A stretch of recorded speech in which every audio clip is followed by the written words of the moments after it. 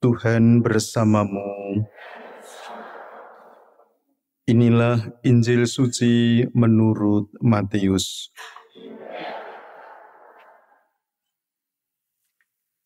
Sekali peristiwa, Yesus tiba di daerah Kaisarea Filipi.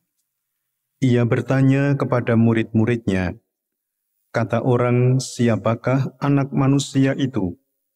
Jawab mereka, "Ada yang mengatakan Yohanes Pembaptis, ada juga yang mengatakan Elia, dan ada pula yang mengatakan Yeremia atau salah satu dari seorang nabi."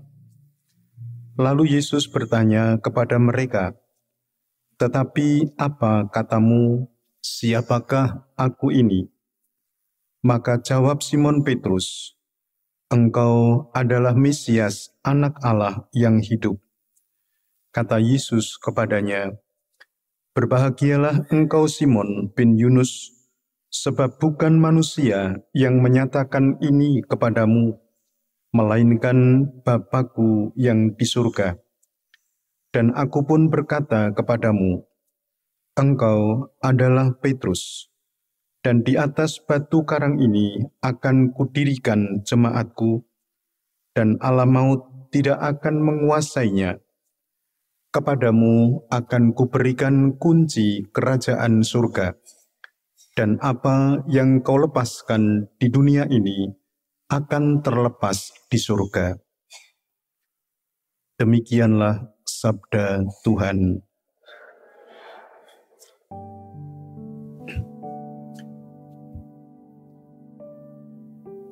Para saudara yang terkasih di dalam nama Tuhan, peringatan tahta Santo Petrus ini oleh Gereja Kudus baru mulai diperingati, diintensikan secara khusus pada abad keempat. Sebelumnya, di dalam tradisi Kristen kuno memang sudah ada kebiasaan untuk makan bersama di makam. Dan orang-orang pada waktu itu pun melakukan tradisi itu dengan begitu baik. Namun di dalam perkembangannya, makam yang kemudian dipilih adalah Santo Petrus. Gereja hendak memaknai dan mengajak kepada seluruh umat Kristiani Katolik mensyukuri bahwa Santo Petrus adalah tokoh gereja perdana yang menumbuh kembangkan gereja sampai pada saat itu, bahkan saat ini.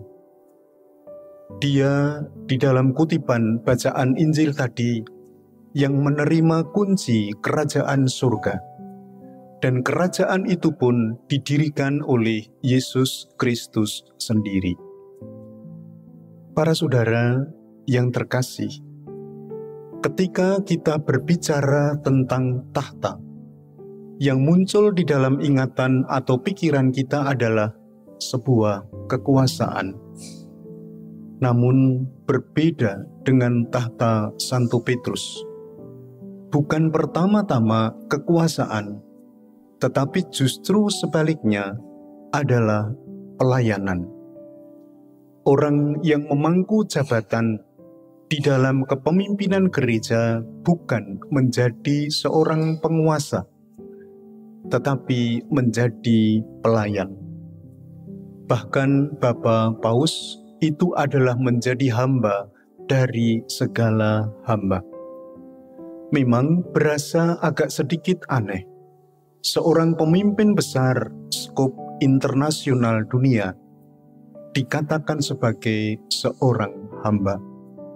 Tetapi itulah yang terjadi. Dan itu muncul berkat keteladanan Yesus Kristus adalah Sang Mesias, Putra Allah yang hidup. Maka Bapak, Ibu, dan para saudara yang terkasih di dalam nama Tuhan, marilah kita mohon berkat dari Tuhan untuk tahta Santo Petrus, untuk siapapun yang tinggal di dalam kerajaan itu, di dalam tahta itu, agar mereka semua dapat meneruskan karya-karya baik gereja dalam kepemimpinan dan pelayanan kepada siapapun juga, sehingga gereja hadir sebagai sahabat, sebagai rekan yang senantiasa berbela rasa kepada siapapun juga yang membutuhkannya. Secara khusus kita berdoa untuk Bapak Paus kita, agar beliau senantiasa dianugerahi rahmat kesehatan dan juga sukacita, kebijaksanaan di dalam memimpin gereja yang kudus ini.